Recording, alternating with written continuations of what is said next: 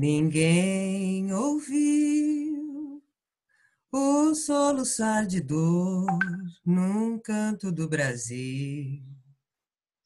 Um lamento triste sempre ecoou, desde que o índio guerreiro foi pro cativeiro e de lá cantou.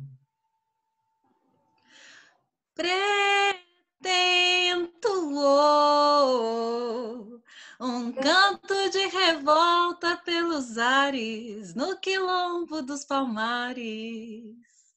Onde se Eu dei uma mudadinha na letra. Olha, Camila, você pode tudo. Hoje a mulher pode o que ela quiser, sempre, né? A gente está lutando aí para poder cantar, falar, ter mais voz. Então a gente pode tudo agora. Eu queria agradecer a sua presença aqui nesta provocação, nesta conversa, que eu estou chamando já de conversa com meia dúzia de livros. Para quem não sabe, está chegando agora. Eu sou Hélida Marques. Sou coordenadora e idealizadora do Ler é uma Viagem, este canal que você está. E nós estamos aqui no terceiro Conversando com Meia Dúzia de Livros. A convidada de hoje é Camila Luiz. Eu adoro que tá muito numerólogo, assim, tá muito Tá. numerologia. Meia dúzia, aí a metade, três, o terceiro encontro, Nossa, cada uma com 3 livros. Ah, eu adoro essas coisas.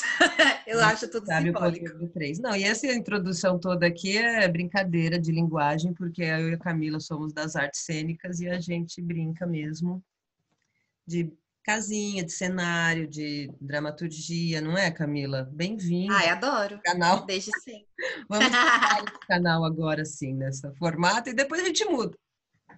Sim, daqui a pouco a gente muda. Ou não, porque ou Bom, não. hoje, o conversando, gostaria, Camila, agora eu não quero mais falar desse jeito. Volta ao modus operandi L da Mar. Cara, hoje De é dia frente com L da Marque. 2 de junho, e tu, 2 de junho de 2020, enésimo dia de quarentena. Nossa, não dá para começar assim, Pesado. pesado, né? Olha, Uhum. hoje é A porque gente é também, leve. hoje é dia, que dia da semana é hoje? Terça-feira. Terça-feira. Aí, ó, 3! Três! Então vamos direto para os nossos 3 livros tramados, Vamos. 3 trechos. Bom, Camila, como eu já falei muito e você ainda não se apresentou, você poderia se apresentar, por favor, aqui para os nossos ouvintes, teleouvintes? Apresento. Eu sou Camila Luísa, 25 anos, mentira. É,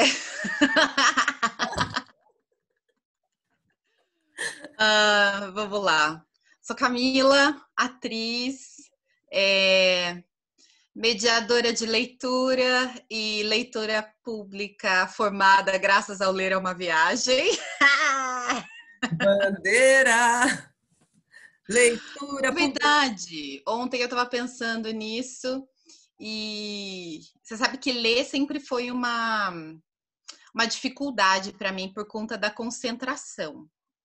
Então, e eu achava que ler em voz alta era um exercício que eu fazia desde criança, porque era algo, já era essa alma de atriz e artística. E sim, eu adorava ler em voz alta porque eu queria dar vida, mas ler em voz alta me ajuda a conseguir ler, na verdade. A entender o livro, porque eu tenho realmente muita dificuldade com a concentração, acho que por conta do TDAH e tudo mais. E aí, eu olha que loucura, as dificuldades acabam virando profissão, porque aí uma maluca chamada Hélida me convidou para trabalhar com ela. E aí acabei virando. E eu acho lindo esse título, eu acho muito lindo esse título. Ser leitora pública, assim. E aí eu digo com muito orgulho. E sabe, E Camila?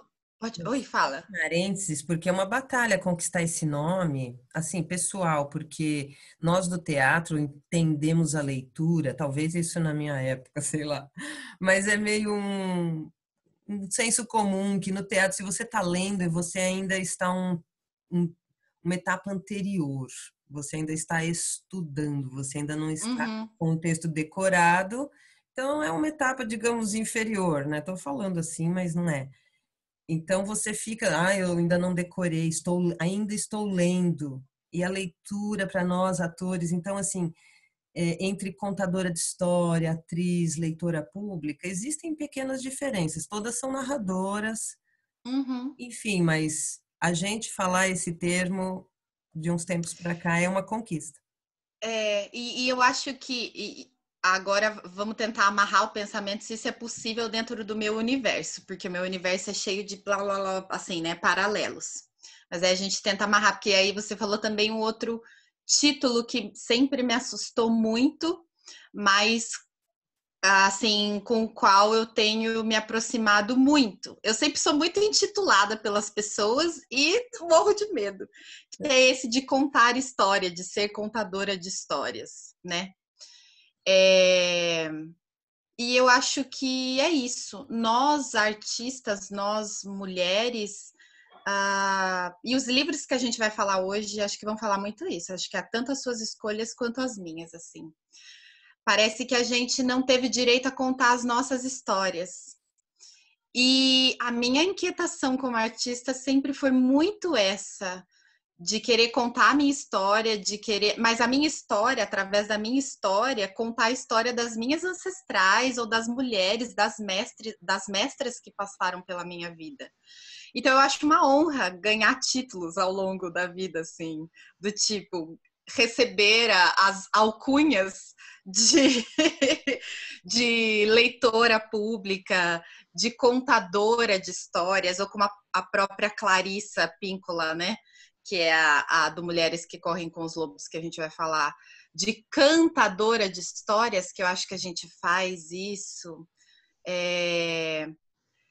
De poder contar as nossas histórias, a nossa ancestralidade e como artistas, como mulheres, parece que isso sempre nos foi negado, a nossa história foi sempre escondida e a gente tem essa fica latente dentro assim e é uma responsabilidade. Acho que dentro de toda essa nossa pesquisa e inquietação, tanto sua, Hélida Marques, quanto minha, e talvez isso nos aproxime, essa vontade de bordar, tramar, tecer, falar, gritar, tá aqui, ó. A gente tem até a mesma edição. É. Ela, acho que ela gira em torno disso. A gente não só quer ler em voz alta as histórias que foram, mas essa tradição que estão escritas, mas essa tradição oral que a gente vem carregando e tudo mais. Então, acho que e esse direito ao corpo, acho que hoje eu tô muito com isso assim de como esse direito ao corpo, ao nosso corpo, nos foi negado. Aí você vai entender todas as minhas sugestões de hoje. Sim, nossa, é muita coisa. A gente está juntas, né, há muito tempo mesmo. E É, interessante você falar, eu quero fazer um parênteses para quem está nos ouvindo agora, que nós estamos juntas no projeto Don Quixote Entre Cartas. Este aqui é o figurino para quem está só ouvindo no podcast, que isso aqui, Camila, além de subir para o YouTube, vai virar um áudio no podcast. que máximo. Ideia para mas assim, eu estou vestida com figurino de Camila Luiza, nossa convidada para o projeto Don Quixote Entre Cartas. Temos bordados do projeto Piquenique Literário. Enfim, são vários projetos que a gente vem fazendo juntas, cantamos juntas, por isso começamos com Clara Nunes. Então, Camila, como você também deu o tom desse encontro de hoje, comece falando do seu primeiro livro, aliás, eu aprendi uma coisa com a Cássia no outro encontro. Em vez de falar no É. masculino o primeiro livro, diga qual a sua primeira mulher, sua primeira escritora, sua primeira leitura que você trouxe aqui hoje para gente. E Então, leiam. a primeira leitura. Tá. É, eu vou. Assim, eu trouxe 3 livros. Eu posso falar dos 3 e daí, ou não? Ou como que você quer? Tipo, Eu falo acho que um nessa primeiro? linguagem, vamos pensar só no primeiro, porque a gente vai amarrando um com o outro, porque eu também trouxe 3, mas não sei qual vai ser a ordem que eu vou ler de acordo com a sua provocação, seu afeto, Hum. você me afeta. Ai, tá. Ai, vai E ser aí a gente divertido, eu vai não sei. tentando Então. ligar um no outro. Então, Ah, então e mantém o vamos direto público no Mulheres que interessado, Correm com os mantém o público interessado. Então, já que a gente já falou, e essa foi a minha primeira descoberta. Esse livro eu leio ele há mais de 10 anos, tá? Esse Tá aqui, até né? aqui Estou ele mostrando aqui o livro é. Mulheres que Correm com os Lobos, de Clarissa Pinkola Estés. E sim, ele é um livro. Uma vez eu ouvi uma expressão falando que ele é um livro de poder para as mulheres. E eu me repito mesmo, até quando você me chamou, eu falei, nossa, mas eu vou falar desse livro de novo, mas eu não tenho como fugir dele. Parece que é quase uma missão. Muita gente fala dele, muitas mulheres falam dele. Ele é um livro denso, então algumas pessoas preferem ler em conjunto, o que é legal, porque então é um livro que parece que aciona essa coisa das mulheres se reunirem para ler juntas, de novo para compartilhar experiências. E eu não sei, acho que a Clarice ela estava sobre uma iluminação assim quando ela escreveu esse livro. Ela é psicanalista junguiana, ela faz um trabalho junto sobretudo às mulheres, e nesse livro ela fala sobre o arquétipo da mulher selvagem e nos compara muito aos lobos, né? A figura do lobo. E é um livro belíssimo, é um livro que leva anos mesmo, às vezes, para se ler, ou talvez numa primeira leitura você não entenda. É um livro que vira e mexe, eu tenho insights, eu volto para ele. É um livro que eu sei que ajuda muitos profissionais da área da saúde aí com.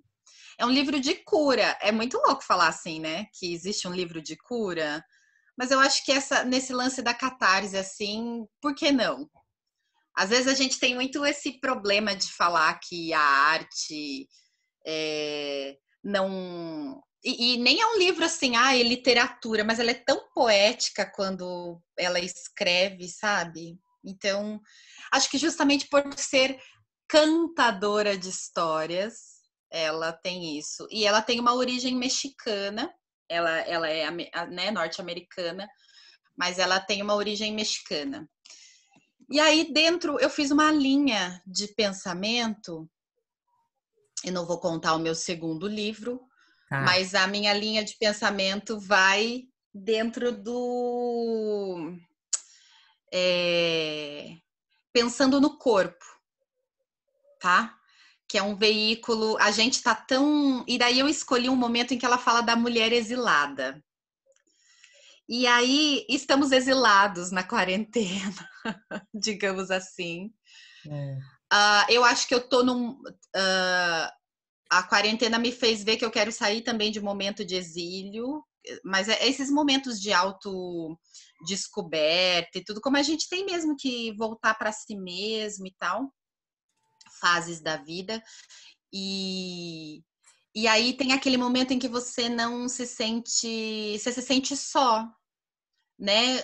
Incompreendida, que muitas vezes você é julgada. E aí eu vou parar de falar e vou ler, porque daí ela já diz tudo, né? Tá bom. Ela diz muito, muito melhor do que eu. Não, mas você estava me levando para um caminho que eu ia falar até do meu mundo xamânico. Então fala! Não, câncer Fala, de fala, mulheres fala. que correm com os lobos. Uma época eu fiz um curso de xamanismo e descobri que meu animal de poder é o urso. Então, nessa fase de confinamento, isolamento, eu me identifico muitas vezes com o momento do urso hibernando. Hibernando. Hibernar não como um momento. Eu tenho que pensar nisso, é isso que é interessante. Que é das histórias? Em que a gente se apega? Eu acredito, assim como as pessoas acreditam, e eu acredito num monte de coisa, para eu superar essa fase, eu tenho que acreditar nessa história que eu me contei. que eu sou um urso e que eu estou hibernando, reservando energias e que eu estou me cuidando e que quando eu abrir, sair da caverna, eu vou ter forças para andar sob a luz do sol e encontrar e saber o que eu tenho que fazer. E isso o que que é? É história que a gente inventa para a gente aguentar. Então, Não, nesse e que você linguagem tem energia, que antes você reservou energia, que você comeu também, tudo também. que você precisava para esse momento de exílio na caverna. Também tem tudo. Eu também. A gente precisa acreditar. Então a gente precisa encontrar o nosso selvagem aí agora. Eu que lógico, leia, porque a gente se deixar a gente fica falando. Por isso que eu falei Sim, que a esse gente programa tem que ler a pessoa, senão a gente só fala. só fica falando, falando, falando. Eu não sei se você quer acompanhar aí comigo. Eu vou Não, pegar na. agora eu tô solto. Não? Eu tô lá Na página já tô correndo. 246. E Qual? aí, 246. Porque você quer fazer dar e tomar? Não, né? Por favor. Não, nem Ah, precisa, só se você quiser acompanhar. tá bom, E tô aí eu aqui. vou. Aí, aqui, vou começar de um pedacinho que fala da Mulher-Aranha. Aí é porque eu sempre lembro de você, né? Nesse caso, assim, ó. A Mulher-Aranha, a deusa da criação do povo navarro, que dá proteção psíquica a quem a procura. Ela se encarrega de ensinar a alma tanto a proteção quanto o amor à beleza. As necessidades da alma são encontradas no abrigo das três velhas, ou jovens, dependendo do dia. Irmãs Cloto, Laxis e Atropos, que tecem o fio vermelho, ou seja, a paixão da vida da mulher. Eu escolhi esse trechinho também pensando em toda essa. Elas tecem as idades da vida da mulher, dando nós à medida que uma idade se completa e a próxima se inicia. Elas se encontram nos bosques dos espíritos das caçadoras, Diana e Ártemis, duas mulheres lobas que representam a capacidade de caçar, farejar e resgatar aspectos das psiques. As necessidades da alma são governadas por Cloatique, a deusa asteca da autossuficiência feminina, que dá à luz de cócoras, direto nos pés. Ela dá lições sobre a vida da mulher solitária. Ela é uma fazedora de bebês, o que significa novos potenciais de vida. Mas é também uma mãe da morte, que usa caveira nas saias. Aí vou dar uma puladinha.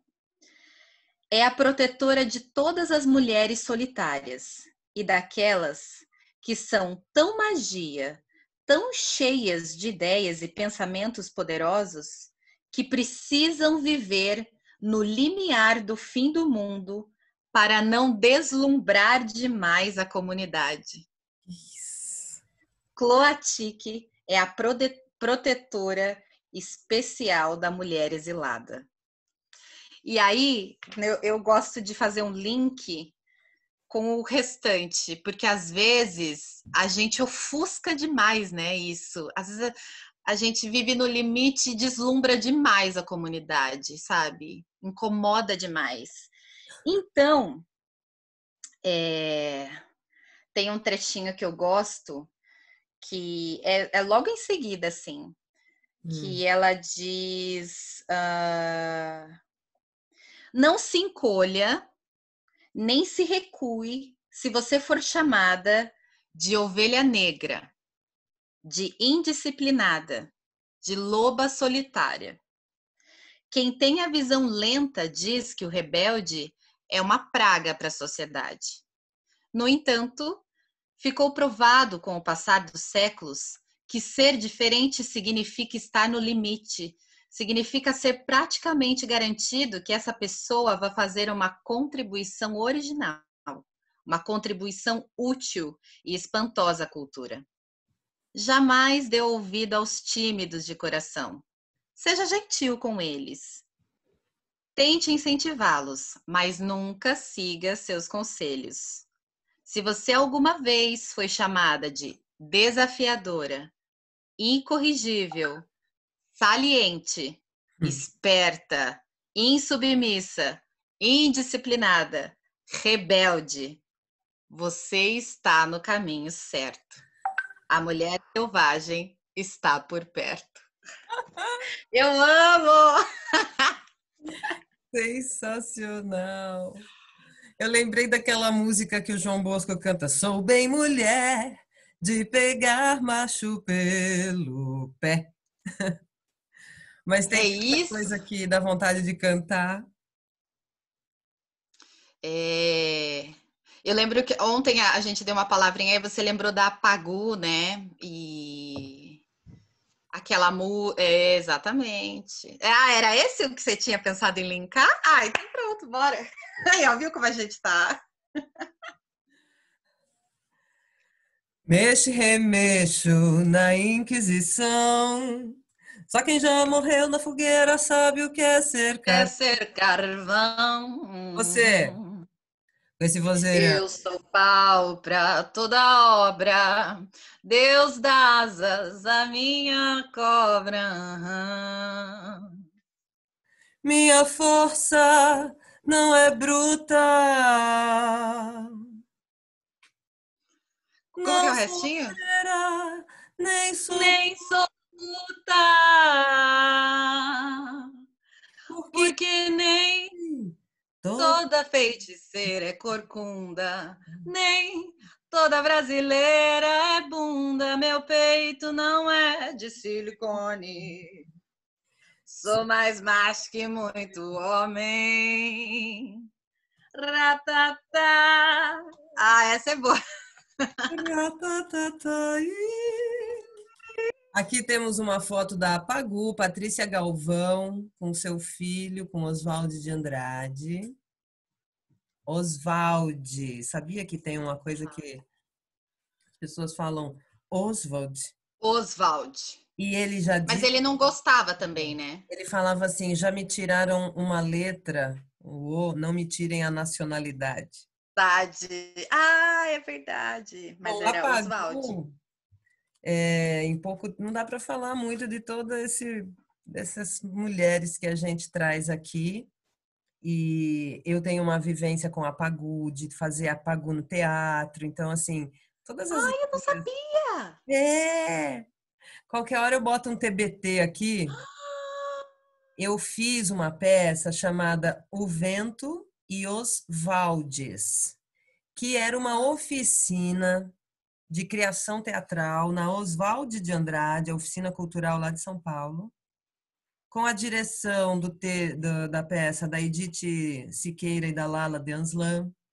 Uhum. O texto era do José Rubens Siqueira. Enfim, eu conheci grandes amigos até hoje lá, e Paulo Faria, né, da Companhia Pessoal do Faroeste. E eu era Pagu, tinha a Fernanda Bujan, era a Tarsila do Amaral, tinha uma equipe, Que um elenco. máximo! E estudei a Pagu um pouco. E depois eu vim. A gente cantou, né, essa música da Rita Lee aqui em Itu, nos nossos saraus feministas, que eu e Camila participamos. Cantamos essa música tal para relembrar a história de uma operária, de uma militante, de uma batalhadora pelos direitos humanos e principalmente das mulheres. Causou, né, no começo do século XX, uma revolução aí no comportamento, e dizia-se que tinha um tríptico amoroso entre ela e Tarsila e o Oswald. Então, assim, tem muita coisa. E esse livro aqui, A Uma Luta incorrigível, né? Uma da rebelde. Injustiça, Ela. é. E eu não, digamos assim, não selecionei nada exatamente dela aqui agora. Eu trago esse livro que é de uma autora, Lia Zatz, que é como se ela tivesse, ela romanceia um pouco, porque é uma linguagem bem acessível, bem para falar com o público. Ela, digamos, ficcionaliza a biografia, porque ela fala que encontrou uns documentos que contam a Ah, tá. história, daí ela vai contando, né? Como que foi encontrado.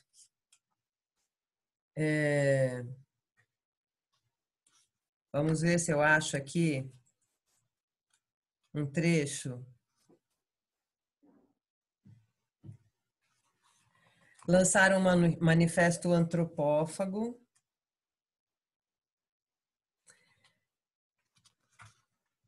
Eu vou pegar e vou ler um trecho aqui que fala dela, tá? Na época da Pagu, mulher não podia nada, não valia nada, nada de nada. Era educada para casar, ter filho e cuidar da casa. Votar? Não podia. Passear sem um homem acompanhando? Nem pensar. Trabalhar? Só as mulheres pobres que trabalhavam igual aos homens, mas ganhavam muito menos. Fazer faculdade? Não podia. Se queria estudar, tinha que se conformar em fazer escola normal para ser professora. E mesmo assim, correndo o risco de virar mulher falada. Divórcio? Cruz credo, mulher separada? Nem sonhar. O Oswald, por exemplo, muito antes de conhecer a Pagu, teve um filho e se separou. Quando esse filho, chamado Noné, estudava num colégio interno na Europa, o pai lhe escreveu uma carta. Abre aspas. E se você quiser escrever à sua mãe, mande a carta para mim. Eu a entregarei. Não diga a ninguém que ela é separada. É feio. Quer dizer, mesmo quem pensava diferente tinha que se cuidar. Porque era assim, por qualquer coisa já diziam que a mulher era prostituta. A família da Pagu, sorte dela, tinha a cabeça mais aberta. E foi ela, e lá foi ela, mais a Sidéria, estudar na escola normal. Das colegas, a Pagu não gostou nem um pouco. Achava-as bobas e falsas. Tanto que uns 2 anos depois de formada, já casada com Oswald de Andrade, fazendo com ele um jornal chamado O Homem do Povo, escreveu assim sobre elas na coluna A Mulher do Povo, e com isso eu vou encerrar. Abre aspas. Essa gente que tem uma probabilidade excepcional de reagir como moças contra a mentalidade decadente, estraga tudo e são as maiores e mais abomináveis burguesas velhas. A gente que as vê em bandinho, risonho, pensa que estão forjando alguma coisa sensacional. Nada disso. Deturpam os fatos escandalosos de uma guria mais sincera em luta corporal com o controle cristão. Nada, estamos aqui, voltamos. Lida? Aê, deu uma travadinha. Voltou, voltou? Você Será tá que com a imagem travada. eu Tô voltei? travada aí? Aí, Não. voltou. Será que você ouviu até o fim? Eu ouvi até o fim. Tá bom. Ouvi sim a imagem, só que tinha travado. Você vê, né? Você Eu sabe que folhear um pouco, eu não escolhi, outros livros eu escolhi trechos, mas esse, agora que eu peguei, até vocês devem ter sentido, falar, ih, porque assim, qualquer parte que eu abrisse ia ser interessante, ia ser. e trazer algo desse encontro com as palavras, alimentada por pelo que nós estamos conversando, isso é uma conversa, e falei, nossa, encontrei o trecho perfeito para aquilo que a gente estava falando. E, e é legal que vai fazer um link com o outro livro, assim, que eu trouxe, que eu acho que também vai ser perfeito nesse sentido, né? Até As no contexto. modestas, né? Em algum Não, lugar desta telinha vai aparecer. a gente não combinou, mas não combinou a sequência, mas é legal como dá certinho, né? É. Apagou operária, e aí eu pensei, né? Trouxe o Caliban e a bruxa, e aí da Silvia. Ah, você tá com esse? Eu não tenho esse ainda. Eu quero muito. Publiquei com uma amiga do Piá, a Bruna Amaro. Esse é o Mulheres e Caça às Bruxas, da Silvia Fedeli. É, esse é o último dela, né? Mas Esse é já o me, o último. primeiro que me falaram foi esse, e eu não tenho esse. É. E a Silvia Federici, eu não sei como fala assim, ela é italiana, se eu não me engano. Federici, deve ser. Federici. Tem Federici. que ter A esse tom. Silvia Federici. Federici. Ela já é uma senhora, né, de 70 e poucos anos. Ah, e esse livro até foi Caliban, e a bruxa é até da peça dos personagens, né? Caliban é filho da bruxa Sycorax, da peça Tempestade, do William Shakespeare. E são dois personagens assim que carregam uma história de misoginia, de preconceito, de racismo. Ele é um homem negro e explorados. E o link que a Silvia faz é o quanto o corpo da mulher foi explorado no sentido, no sentido total, né? Não só de mão de obra, mas assim, reprodução, todo. O quanto a mulher foi explorada para a implantação do sistema capitalista. E é uma loucura. Esses livros, assim, não são nada fáceis de se ler. É uma relação tortuosa, assim, sabe, com eles. Você demora para ler, você fica e fica e fica. Mas também são altos insights e são para a vida. E aí você falando da Pagu e isso da mulher, nossa, deu muito certo, porque eu separei um trecho que fala, até tem uma, eu vou te mostrar a imagem, que fala da resmungona, da mulher resmungona. Era um castigo aplicado à mulher. Eu não sei se agora a imagem é da Inglaterra, se eu não me engano, e eu fiz até uma analogia com o fato de chamarem, falar que tudo que a gente fala é mimimi, né? Ai, a mimizenta. Então, a resmungona daquela época, ela era obrigada, e aqui tem uma ilustração, a andar em praça pública, olha, com um Camila, aparelho, não sei. eu vou Dá para fazer ver? uma experiência aqui durante. Aí, Camila. Tá aparecendo só você, que legal. Tá? Aí, mostrou? Mostrou. Eu vou deixar. É, em praça. Quer que eu mostre mais? Não sei. E aí, as resmungonas, elas eram obrigadas a desfilar pela comunidade usando a rédea, que era essa engenhoca de ferro empregada para punir as mulheres de língua afiada. E aí também um aparato similar era usado pelos traficantes de escravos na África para dominar os cativos.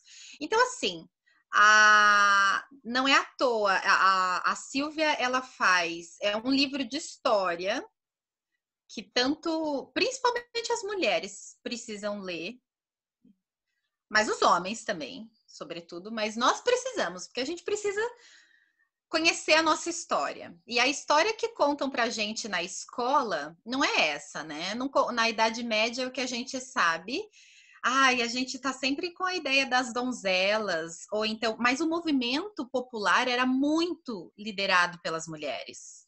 As mulheres eram lavradoras, eram pedreiras, elas detinham conhecimento das ervas, e daí eu retomo de novo mulheres que correm com os lobos, isso eram as mulheres eram parteiras, e aí a ciência, não que a ciência seja jamais algo ruim, mas assim, a ciência era nossa também.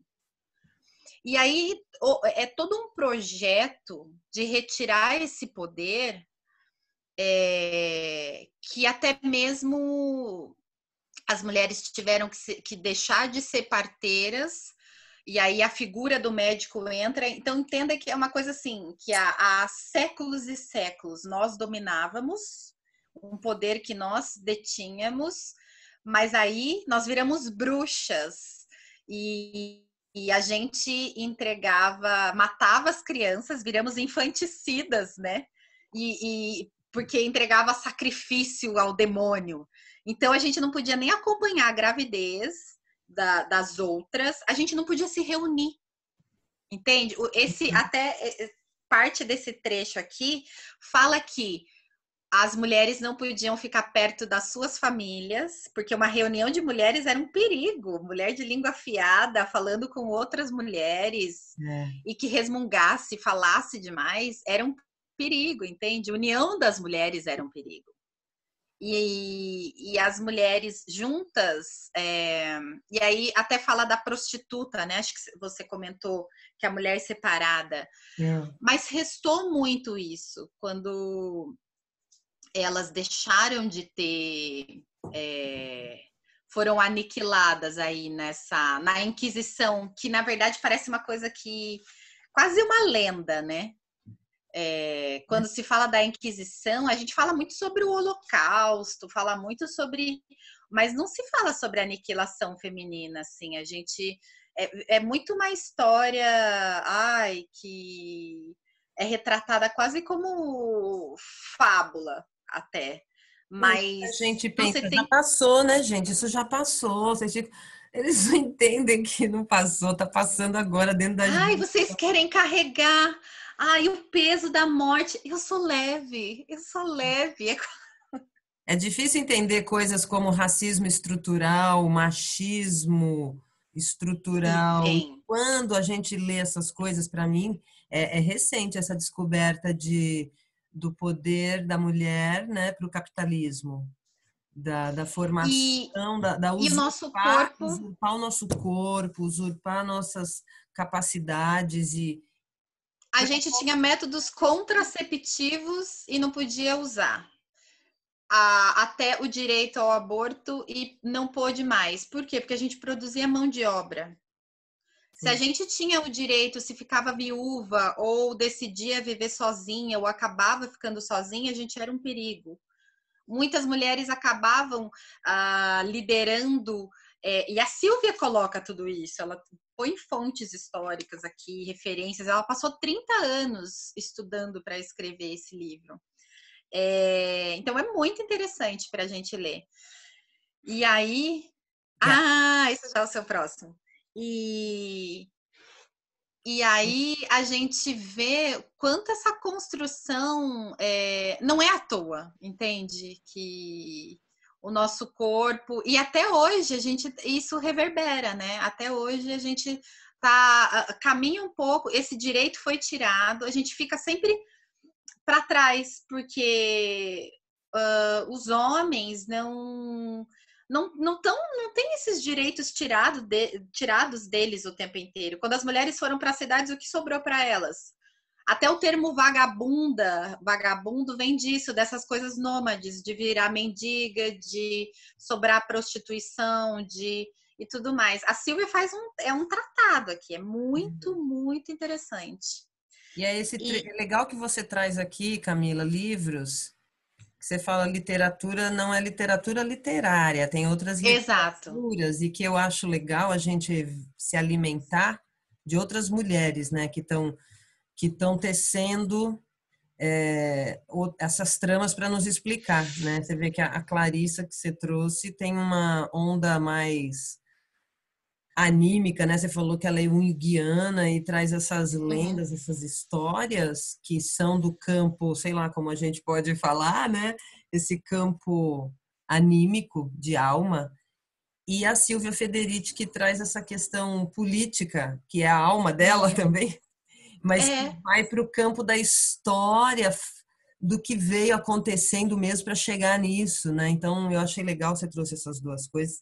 E também dando sequência aqui à nossa conversa, lógico que a gente pode voltar, né? Mas sim, não, como tem a ver tudo que a gente está falando, e eu escolhi, lógico, 3 livros de mulheres, sabia da sua pegada, mas dentro da nossa conversa aqui, olha o segundo livro que eu escolhi, que é o da Chimamanda Ngozi Adichie, Para Educar Crianças Feministas, um eu tenho manifesto. esse.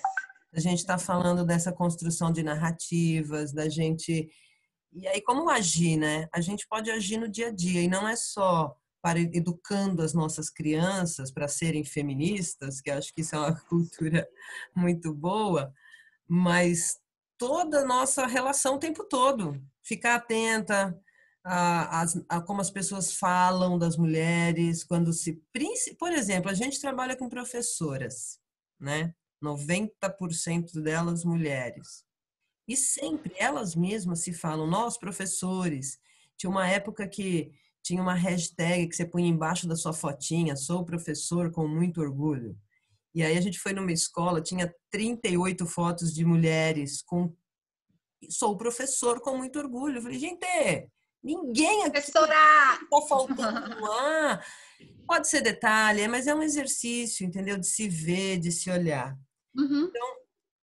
Eu queria ler um trecho do livro da Chimamanda, e a Chimamanda também tem a ver muito com essa coisa de poder falar, de poder ter outras histórias, porque quem me apresentou foi a Amanda, com aquele vídeo dela sobre o perigo da história única, que ela conta que ela foi para a universidade, o pessoal achava que lá, que nem falam aqui do Brasil, ah, tem macaco na rua, ah, mulher é bunda, ah, futebol, Brasil.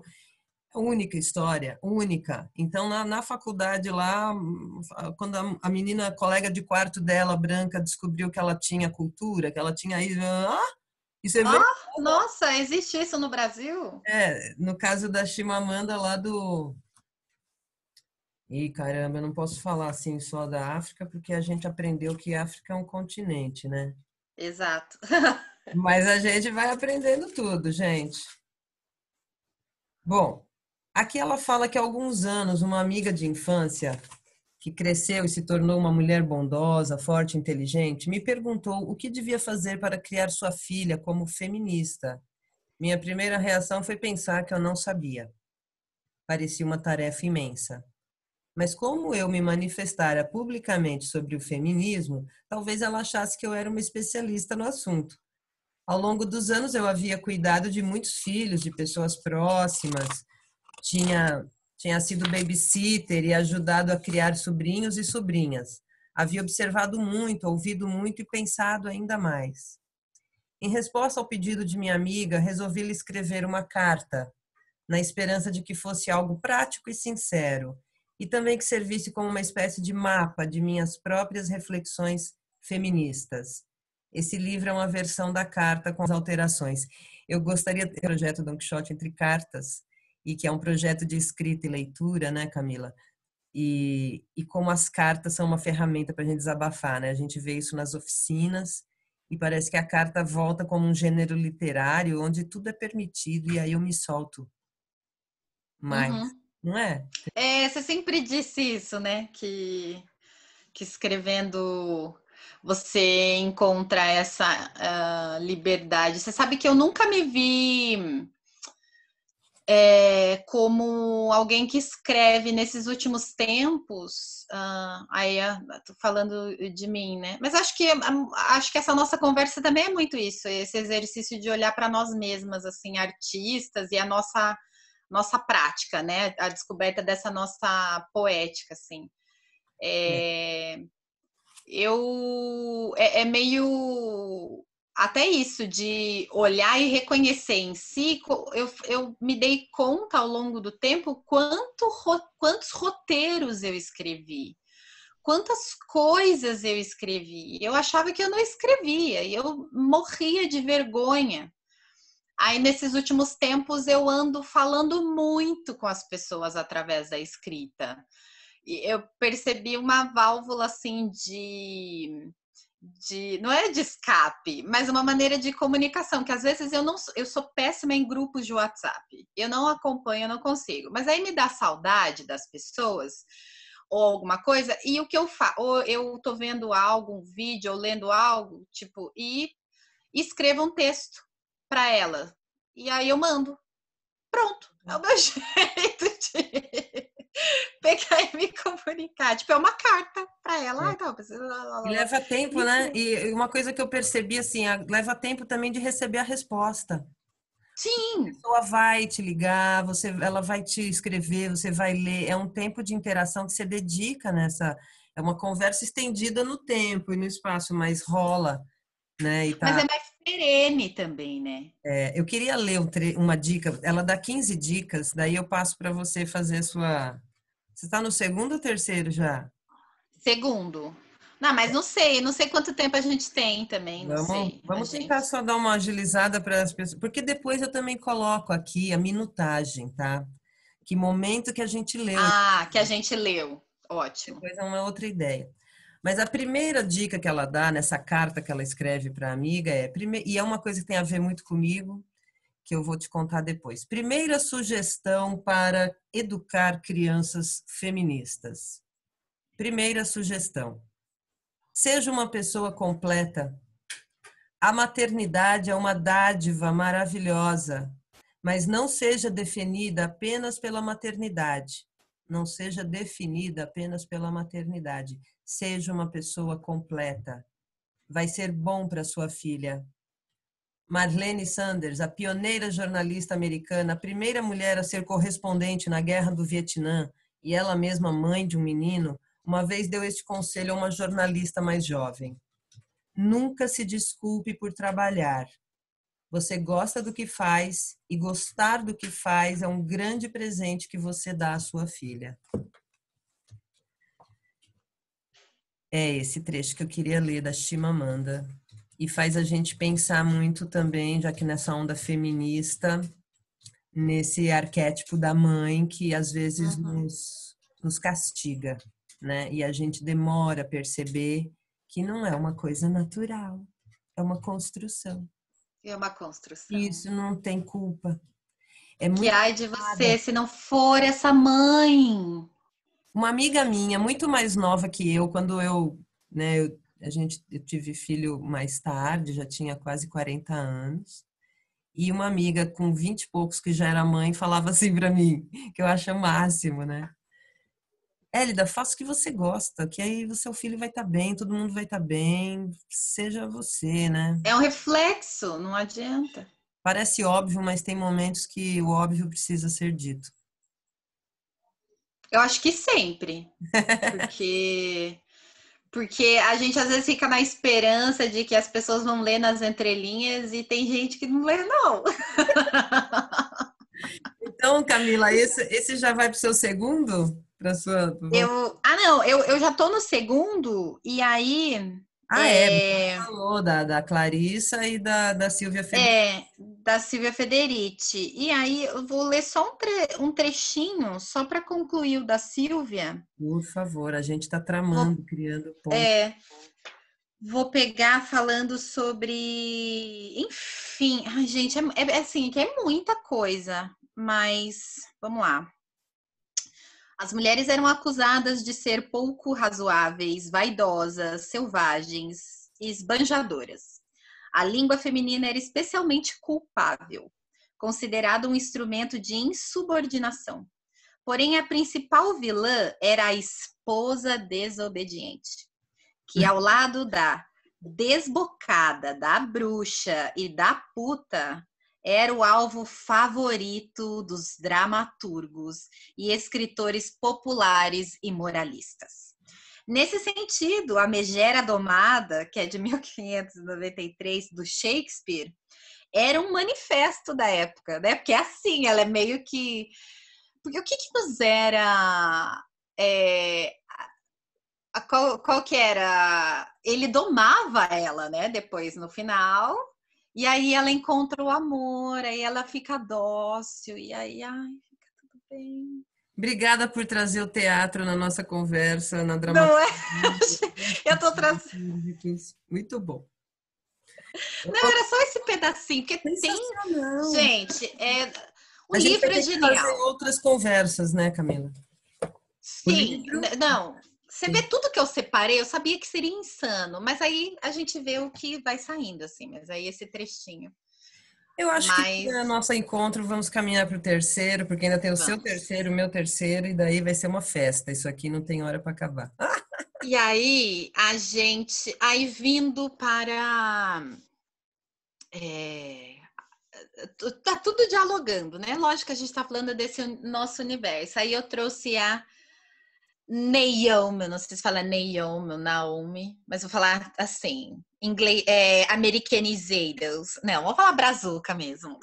A Naomi Wolf Ou Naomi Wolf. com Naomi Wolf. a Naomi Wolf, não, Wolf, Wolf.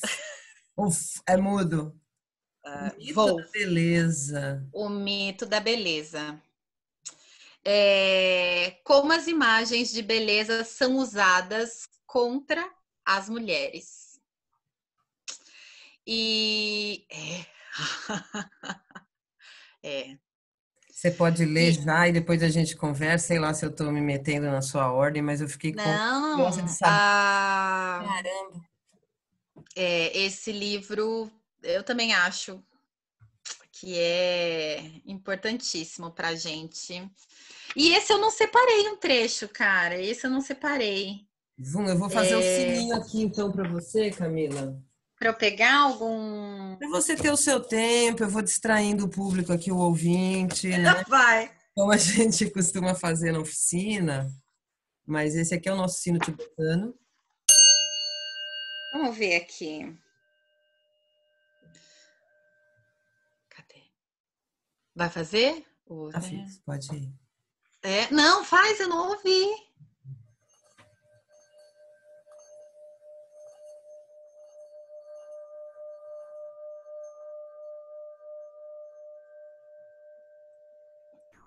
Olha, peguei ao acaso.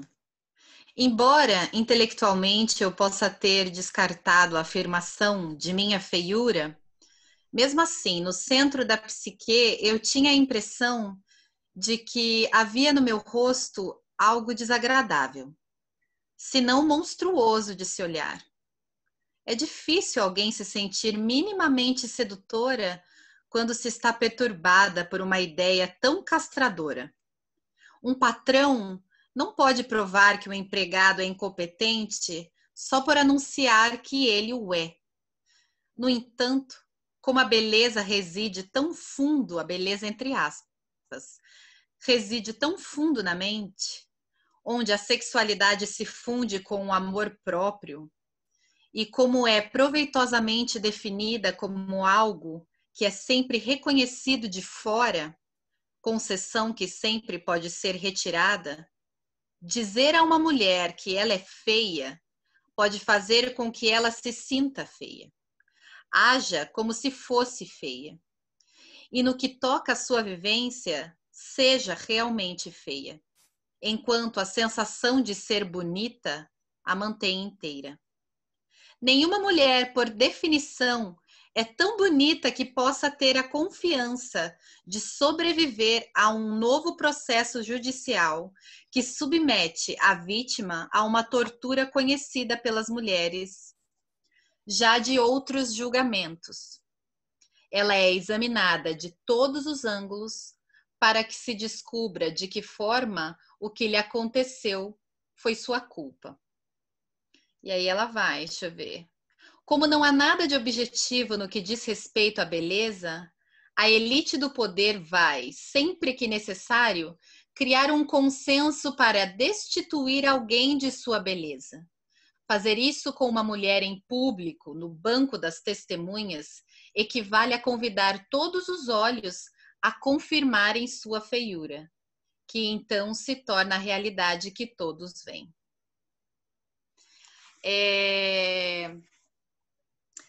A Naomi traz nesse livro a jornada tripla que nós somos obrigadas. Ela vem assim já na terceira onda do feminismo. Ela escreve, se eu não me engano, em 1990 esse livro, mas aí essa edição ela traz prefácios, porque essa edição é de 2018. E é claro que ela vai atualizando e a gente tem novas visões. Porque o que acontece? Essa mesma mulher que sempre foi calada e tudo mais, então, quando a gente consegue cumprir uma jornada dupla, que é ser dona de casa. Mas também a gente não se conforma em ser dona de casa só. Então a gente vai trabalhar. E aí A gente vai trabalhar e consegue dar conta disso, mesmo se ferrando. Então, o que acontece? Existe a jornada tripla, que a gente precisa alcançar ainda um ideal, um padrão de beleza que nunca vai ser alcançado. Que é ainda, ela fala muito do tipo, ai, a mulher, um homem não tem a preocupação de estar com a unha feita numa reunião de trabalho, por exemplo.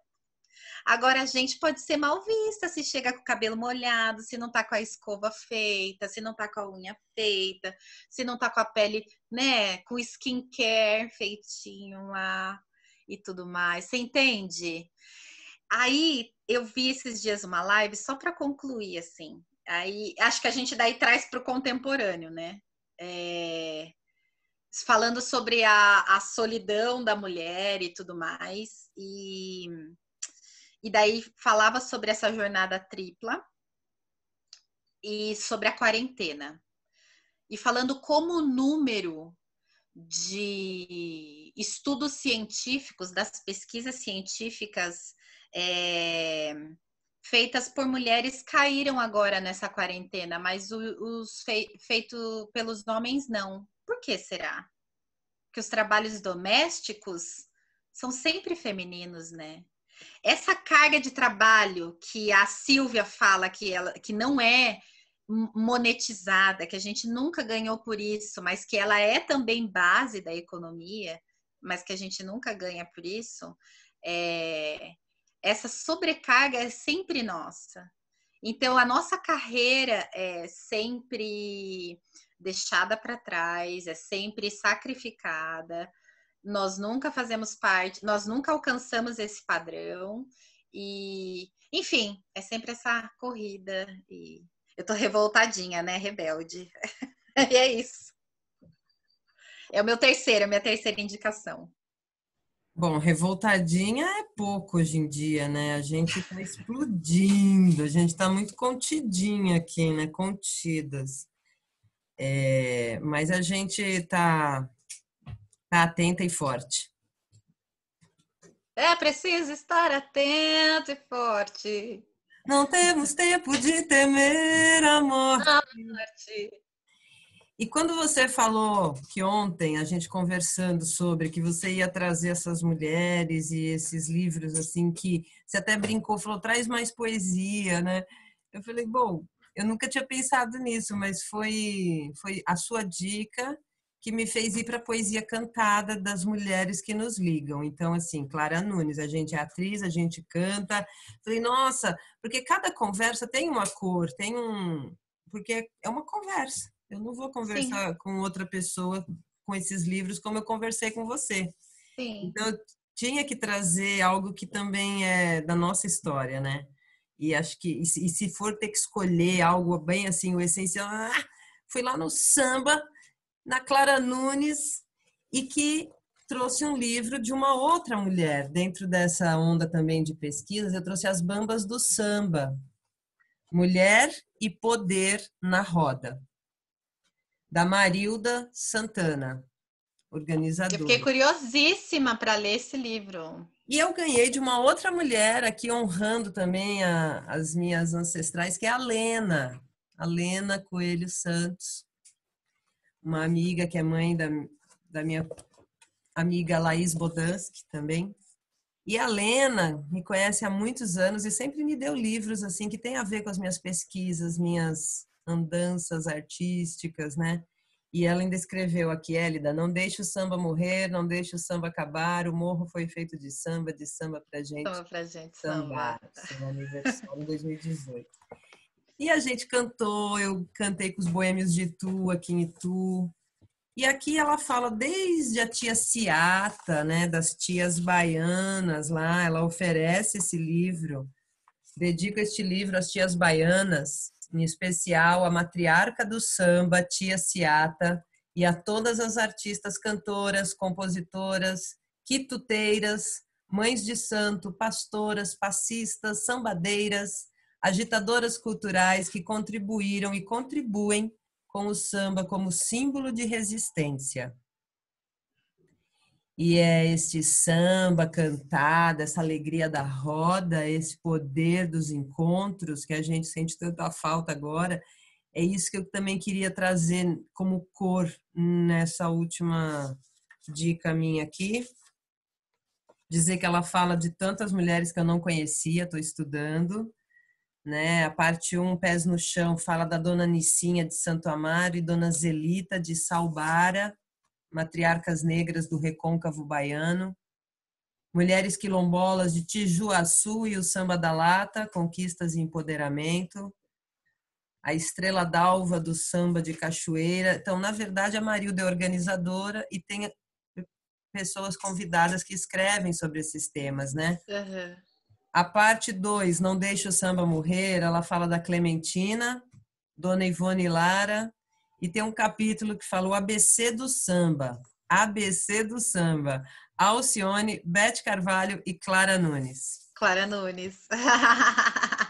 E ela fala até... A tríplice aliança aí do samba. Aí, ó, tudo 3 hoje, Elida. Até quando eu comecei lá com o da... Lembra que era as 3 idades da mulher, né? E assim, tem muita coisa para ler, mas eu já tinha esse livro na estante com esse papelzinho aqui. Eu falei, o que é esse papelzinho aqui? Né? Então fala da roda. E a roda como um lugar de encontro, isso que a gente já vem falando aqui do teatro, do poder das mulheres se reunirem. E aqui no caso, né, a roda, esta movimentação interativa, relacional, pode ser vista também nas formas públicas de dança e canto, com ou sem umbigada, onde havia participação de mulheres e homens.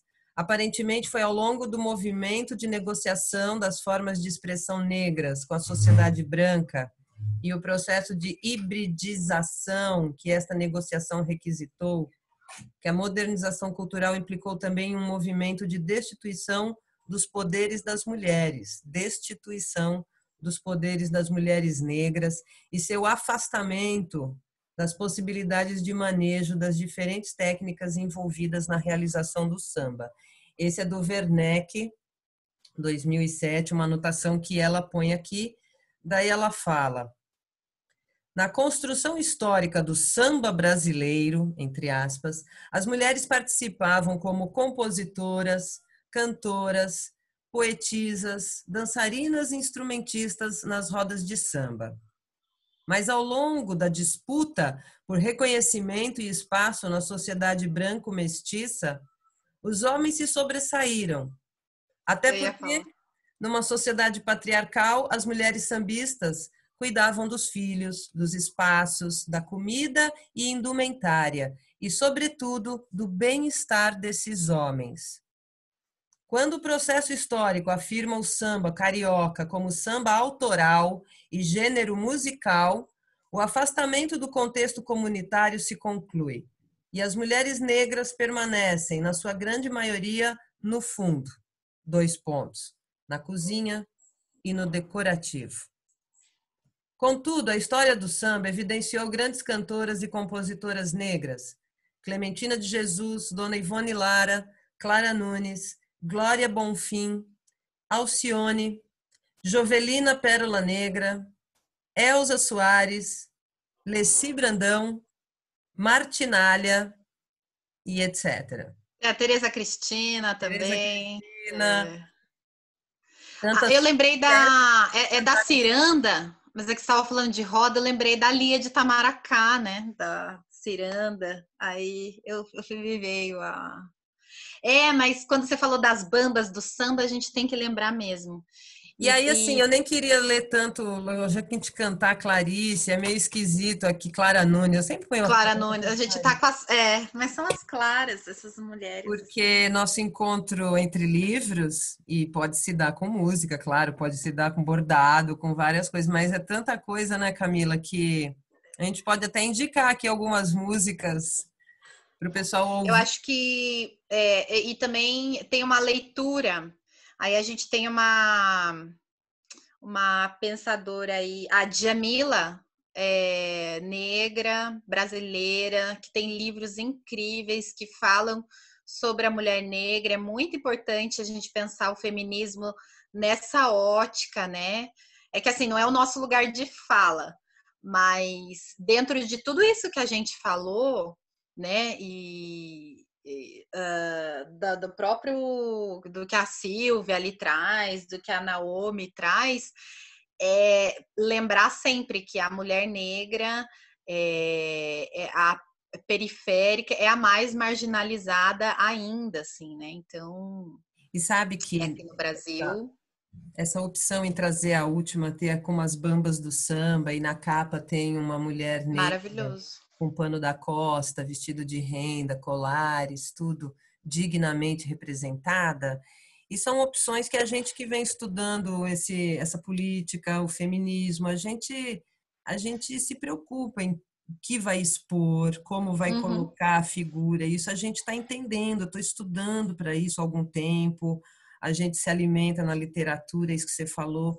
E você falou de uma coisa que eu queria, lugar de fala. Isso é um lugar que me incomoda às vezes, porque às vezes gera uma polêmica e gera um cerceamento, né? E a gente também tem que estar preocupada com isso. Mas eu, para me sentir à vontade de fazer essa citação e trazer as mulheres negras, eu sendo uma mulher branca, eu me coloco no lugar de fala de leitora pública Uhum. e também de leitora, de alguém que está buscando, entendeu?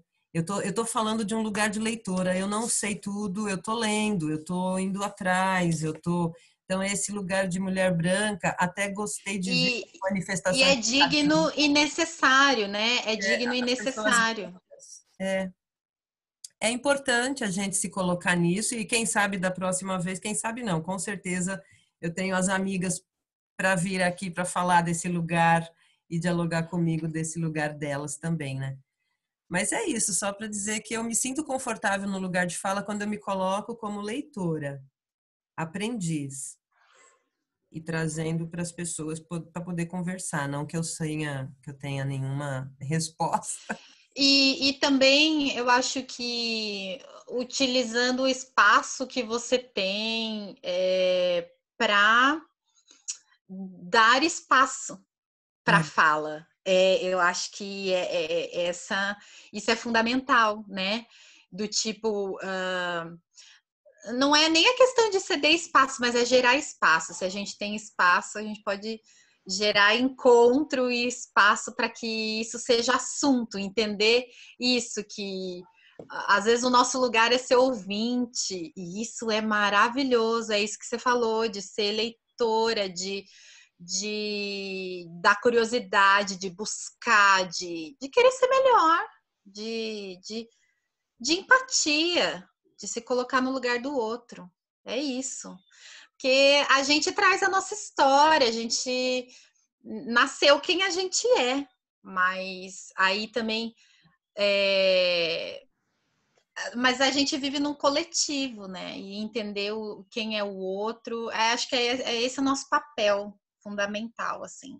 É isso que, ai, sei Camila, lá. obrigada, querida. Eu acho que estamos num Não, momento bom, num time bom para a gente ficar neste primeiro encontro eu nosso. não sei quanto foi Eu aquela sua. sei, vamos liberar o tempo, mas eu queria agradecer demais. Eu acho que pode servir para outras pessoas também que queiram ouvir essa conversa e quem quiser só ver os trechos, sei lá também, né?